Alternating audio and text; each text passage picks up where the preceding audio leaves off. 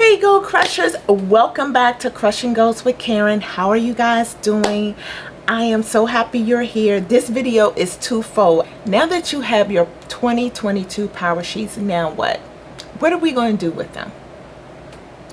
Goal Crushers, remember, we are still in 2021. We still have 76 days remaining in this year. So if you're uber excited about 2022, I'm happy for you. I'm glad. I want you to keep that energy. I want you to keep that enthusiasm. But pour some of that into what's remaining in 2021, okay? And the reason why I'm asking you to do that is because you can still make progress on your 2021 goals, right? Let's not be so uber excited about 2022 and we haven't even finished out 2021. We still have those 75 more days left, right? So, and a lot can happen between now and then. You know, we are still in a pandemic. It's still so many unknowns. We're still trying to get through the holidays. We still have Thanksgiving, Veterans Day, Christmas, Hanukkah, you know, all of those things. So let's remember that we still have to get through that before we can jump into 2022, okay? And there's nothing magical about starting your goals in 2022, right? You can start your goals today.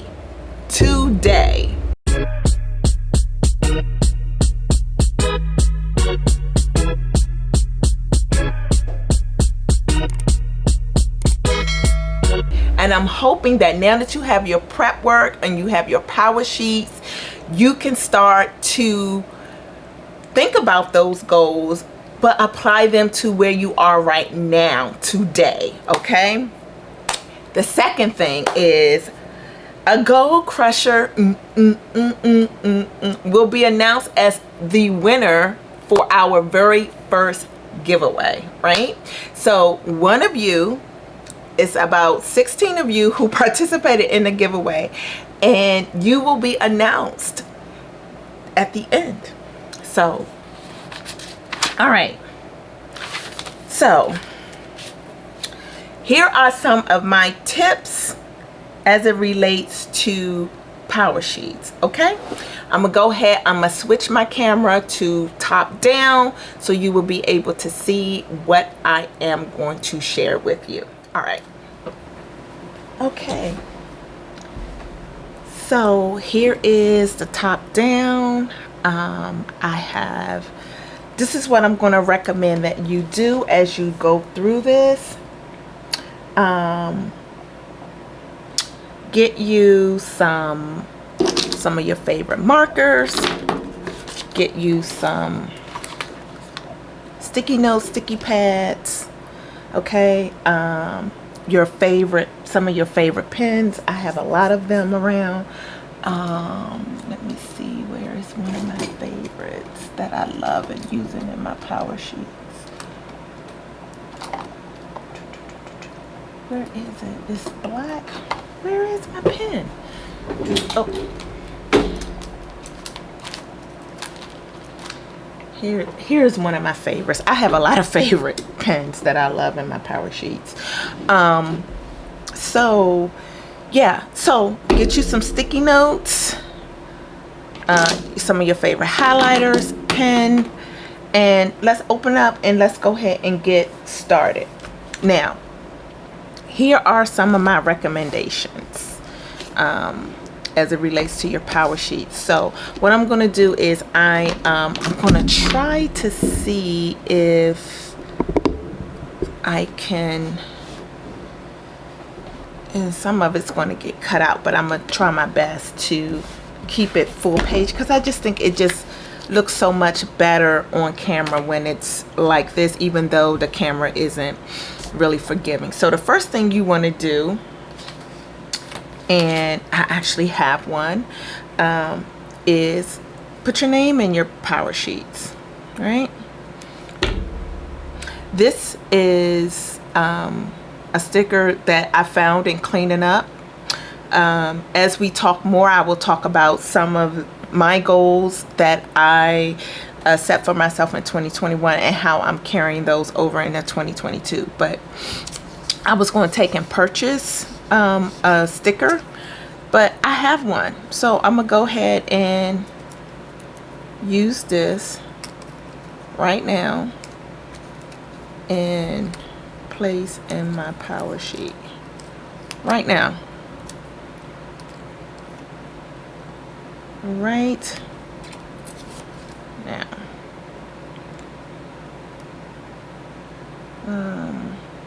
So do it just, there we go. Okay, it's not as pretty as I would like it, but you know what, one of my goals is not to be wasteful. Use what I have. Already have a sticker with my name on it. Use it. Okay, so we're going to jump right into pages 5. Okay, do what matters most. Do what matters most and let go of the rest. Okay, so as I reflect on my goals for 2022, I used a sticky note here because I'm not quite ready to make everything in here permanent. And the reason why is because, so again, like I said, so much can change. So if you have your sticky notes, get your sticky notes, stick them in your planner, and go ahead and brain dump. So here are some of my 2022 goal ideas.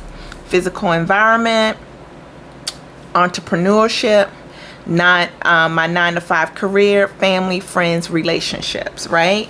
Those are some of the categories that I have. So in doing your prep work, Goal Krushers, make sure you're in a quiet place with little to no distractions. Set a timer for 1 to 2 minutes as you go through this. Okay, and pages 6 and 7. Okay, this is about you. These 2 pages right here is all about you. As you can see, it's allowing you to reflect on what's stopping you. Okay, what's stopping you? You know, what things you're comparing in your life with others that sneak up on you. Okay,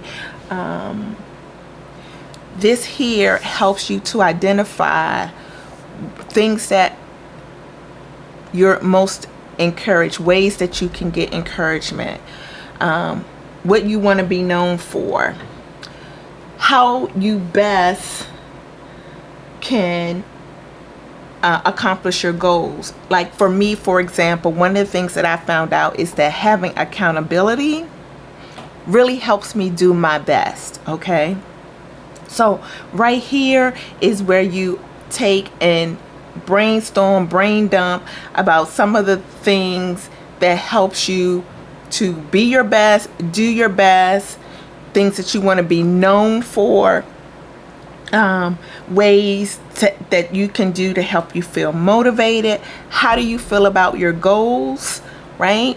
And if these options here do not work for you, they don't resonate with you, right here on the sideline what does resonate with you. Okay, now we're going to go to pages 8 and 9. These 2 pages here is all about your mindset. It describes how you want to feel most. This is where you talk about your good, your bad, your ugly, your I don't knows, how you're feeling. You know, if you don't know how you're feeling, you're unsure, you know, this is the time for you to actually utilize remaining 77 days to track your mood and journal about it. So when 2022 gets here, you will know what you need to adjust as far as your mindset is concerned. Here you decide how you want to feel. You know, these 2 pages are about your mindset. Okay, your mindset. Describe how you're feeling most days. Write down what you're passionate about, what you're suffering with, why you could potentially be suffering. That's important in order for you to move forward with your goals for the remaining of the year, and that will carry you into 2022. Okay, what fires you up, right? So I like this page. I really do. I like this page, but in doing this, I realized that even though things fire me up, even though there are things that I'm passionate about, I also think it's important for us to write down the things that make us sad. So in doing this work, I would recommend taking, and I'm gonna do this right here, where's a pencil? I would recommend taking and drawing a line. Okay, honey. Drawing a line and separating what fires you up, and then have a little section here that talks about what makes you sad, what makes you unhappy or depressed. You know, I think it's important for us to recognize those things as well, because if we only focus on what brings us passion and joy, when sadness come along and things hit us, we have to know how to pivot. We have to know how to address those things. So for me, one of the things that I said that makes me feel sad is feeling unappreciated. Hearing about sudden loss, you know, of my family, friends, and things like that. Those are some of the things that make me feel sad. So in doing my goal planning and goal setting, if those feelings arise for me, what am I going to do about it, right? So that's why I think it's important for us to not only talk about what fires us up, but also what makes us sad. Here is our life evaluation. Okay, so depending on where you are in life, all of these categories may not necessarily work for you or resonate with you. So my recommendation is change it, as you see that I've done here. Okay, if you watched my previous videos, I mentioned that in the past I have changed these categories as it relates to where I am in my season of life. So some of us may be preparing to move across country. Some of us may be preparing for a new job. Some of us are in graduate school. So what are some of your goals that you want to do as it relates to graduate school? So again, my markers. Okay, so as you all notice, I have physical activity. I mean, not physical activity, physical environment. Physical environment is not noted anywhere on the life evaluation. So I created this category for myself, okay? And then you can design this however best suits you. Like, for example, if you want to start a garden, want to do your gardening, you can put that here versus health and wellness. You know, you can change this to be whatever you want it to be in here as part of your area of life, or you can make it its own category, you know. You know, some of us are building a new home. Some of us are in a wedding season and preparing for marriage and family. If you are preparing for baby arrival, and things of that nature. So, you know, again, these are just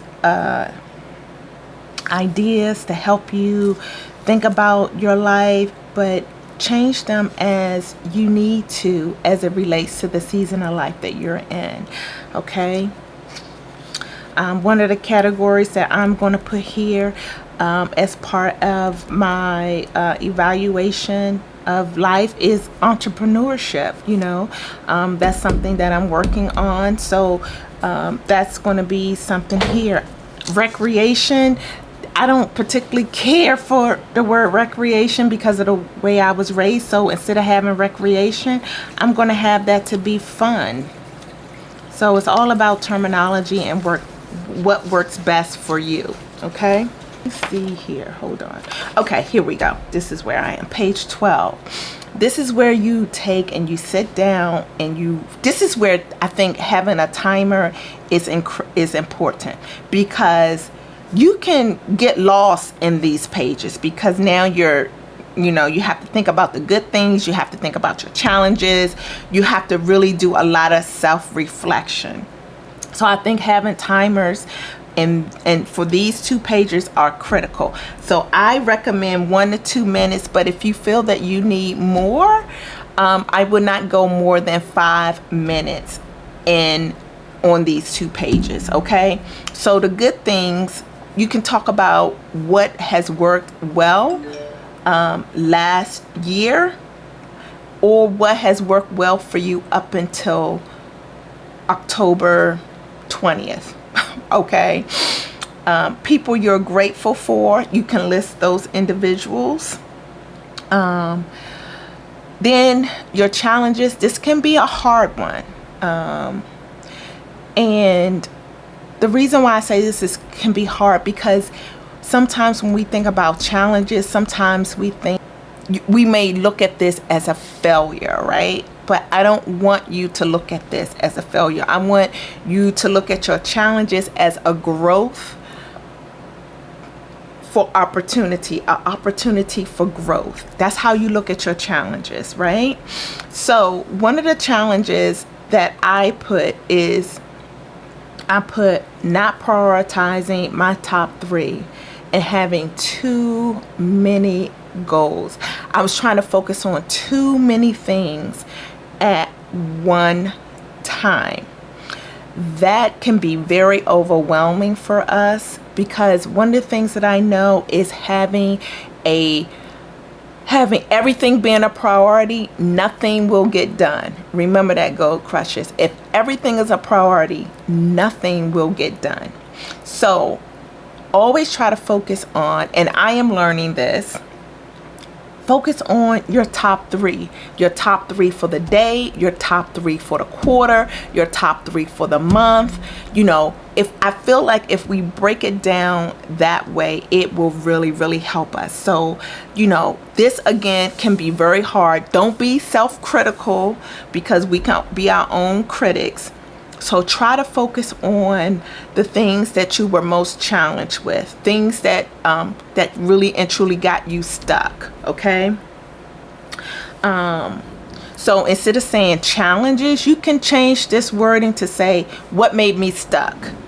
Where was I stuck in 2021? Where was I stuck from January 2021 to October 2021, right? So you can list those there. Sometimes we have to change our wording to help with our mindset.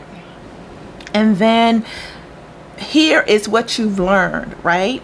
I'm going to give you an example of this, okay? What I've learned is that I am capable.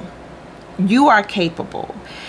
Having accountability for your goals is not a bad thing. A lot of people look down on that, and there are some pros and cons to having accountability with your goals, and a video will come for that, and that's another topic. But having accountability is not a bad thing. Okay, so yes, so these areas here, time yourself, give yourself, if you can, give yourself 5 minutes for both pages. Okay, 5 minutes for both pages. So that's about 2 minutes per section. Okay, so you can do it that way, or you can just, give yourself 5 minutes total, or you can give yourself 2 minutes per section. Okay. All right, so here we are. We have all 16 individuals loaded up and ready to go. We're going to go ahead and hit the spin button here and see who's going to win. Mika Cummings, you are the winner. Congratulations, Mika. Mika, congratulations once again.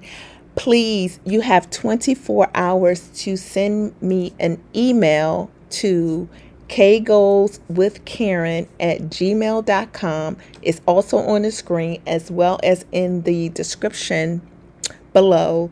You will have 24 hours to send me an email. Place in the subject line giveaway winner, and I will then send you a form that you will need to fill out so that I can send you your goodies and get you your e-gift card.